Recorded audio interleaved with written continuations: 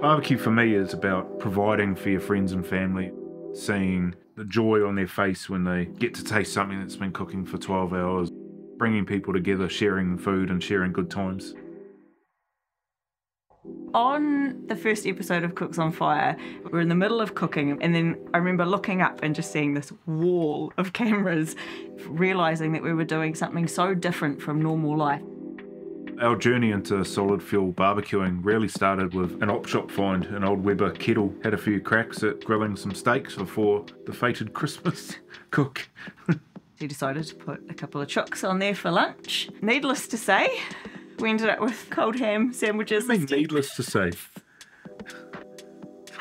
It's not what we were expecting. No, it didn't go to plan. It was certainly oversmoked and not as enjoyable as we had hoped. Yeah. I'll be kind. Yeah.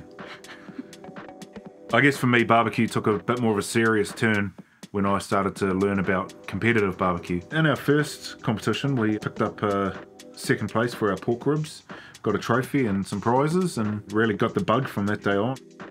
We quickly realised that the commitment that it requires, Alia would step out of the team for a while, be responsible and take care of the kids. Someone had to be the head up. I had a couple of friends join. We competed in most of the competitions throughout the next couple of years, and then Alia and I got the band back together and got back into the scene again. It had been a pretty long break, and a lot of people have been working really hard at getting very good in competition barbecue. So it was a bit of a shake-up to take a step back and look at what we were doing and how we could get better. We first heard about Cooks on Fire back in 2021. We went through a bit of an interview process, sort of just went to radio silence. We assumed we didn't quite make the cut until got a random email. Shaun walked out into the lounge and went, "They want us on the show." I kind of looked at him and, "What show?" He goes, "TV show, Cooks on Fire." And thankfully, with your mum on board, we were able to get the kids looked after and knew that we could be away for whether it was one day for the first episode or hopefully right through until filming finished.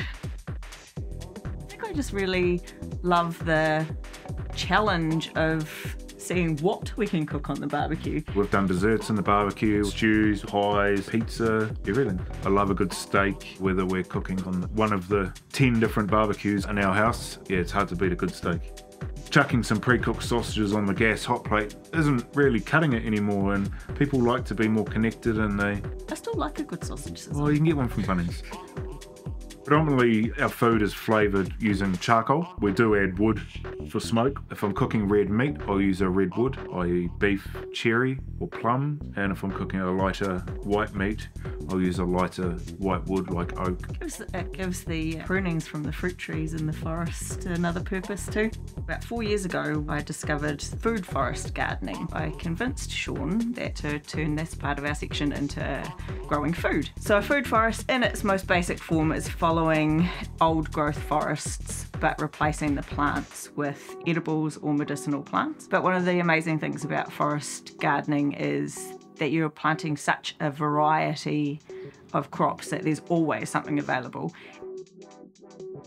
Our first encounter with the rest of the contestants on Cooks on Fire was interesting. We actually knew quite a few of them from competition barbecue circuits. You always watch these reality TV shows. Are you actually upset those people have gone home? Is this real? Seeing some of our friends leave and knowing that they'd worked just as hard as we had and sacrificed just as much definitely affects you. There's no denying it. Plus you're a little bit relieved that it's not you going. After battling our way through all the different challenges, we had to really remind ourselves that we were competing for the chance to win the title and $30,000 prize monies. It was a surreal experience. Our rivals in the grand final, they're friends outside of the show, but they're also very good at what they do. I don't even know if there was an edge over either of us. I think it was a really fair battle in that finale. It was pretty cool actually, because I think, well, I certainly felt that it could have gone either way. Since being on Cooks on Fire, we've definitely noticed more people have noticed who we are, and it's been at really strange times. We just had our honeymoon. We were in Tekapo, got out of the car, and we hear from this couple, "Oh, congratulations on your win." We're starting to see more people and businesses wanting lessons, demos, or private functions. It's certainly opened some doors for us, and while we're still within our 15 minutes, we're going to keep walking through those doors. We're reaching that point in our barbecue journey, I guess, as a country where it's more than just about the food. It's about the socialising, it's about hanging out, providing for your friends, and not being able to mow the lawns on a Sunday because you're busy cooking dinner.